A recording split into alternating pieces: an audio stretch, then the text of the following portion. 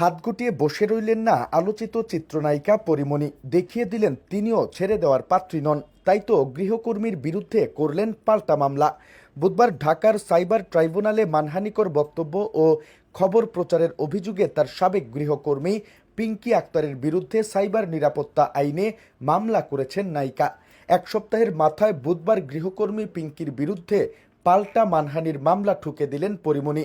সেই মামলায় পিঙ্কি ছাড়াও সকল খবর নামের একটি প্রতিষ্ঠানের মালিক মুর্শেদ সুমন এবং প্রতিদিনের Bangladesh entertainment, online portal people's news ও ডিজিটাল খবরকে আসামির তালিকায় রেখেছেন নায়িকা। এদিন মামলার জবানবন্দিতে আদালতকে পরীমণি বলেন, মাননীয় আদালত, আমার বাসায় আরও কয়েকজন গৃহকর্মী কাজ করেন। কেউ কিন্তু আমার বিরুদ্ধে অভিযোগ করেননি। পিঙ্কি আক্তার ইচ্ছাকৃতভাবেই আমার বিরুদ্ধে অবিরাম মিথ্যা ও বানোয়ার তথ্য প্রচার করে চলেছেন। তিনি বলেন, পিঙ্কি আক্তারকে আমি নির্যাতন কিংবা কোনো ধরনের বকাঝকা করিনি।